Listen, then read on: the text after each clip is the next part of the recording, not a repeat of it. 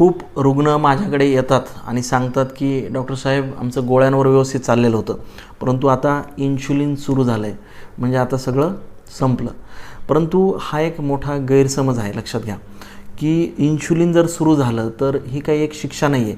ते एक प्रकारचं ट्रीटमेंटमधलं एक टूल आहे की जे जर योग्य वेळेत जर वापरलं ना तर तुमचं शरीर, तुमची साखर आणि तुमचं आरोग्य याच्यातून नक्कीच वाचत असतं. आता डायबिटीस म्हणजे काय? फक्त साखर वाढलेली नाही आहे, तर याच्यामध्ये तुमचं शरीर, विशेषतः तुमचं पँक्रियाज हे थकलेलं असतं. कधी कधी हे थकलेलं शरीर काही काळ विश्रांती जर दिली तर पुन्हा नव्याने कामाला सुरुवात करतं. म्हणजे इन्सुलिन जर बाहेरून दिलं गेलं तर शरीराला काही वेळ विश्रांती मिळते.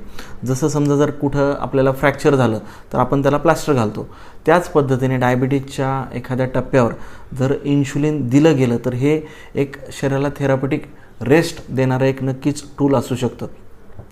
पण इथं फक्त एक अट असते मित्रांनो, जर इन्शुलिन सुरू झालं तर तुम्हाला आहार, व्यायाम आणि जीवनशैलीकडे लक्ष द्यावं लागतं.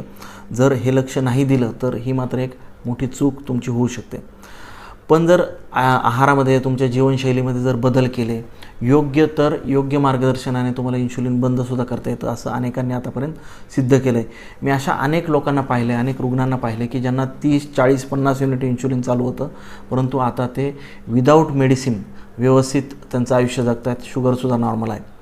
यासाठी गरज असते ती फक्त म्हणजे साखर तपासण्याची, योग्य डॉक्टरांच्या कडे जाऊन संवाद साधण्याची आणि आहारामध्ये थोडंसं कार्बोहायड्रेट कमी ठेवून आहारामध्ये प्रोटीन आणि फायबरचं प्रमाण भरपूर वाढवण्याची आणि दररोज काही ना काही 30 ते 40 मिनिटाचा योग्य व्यायाम करण्याची.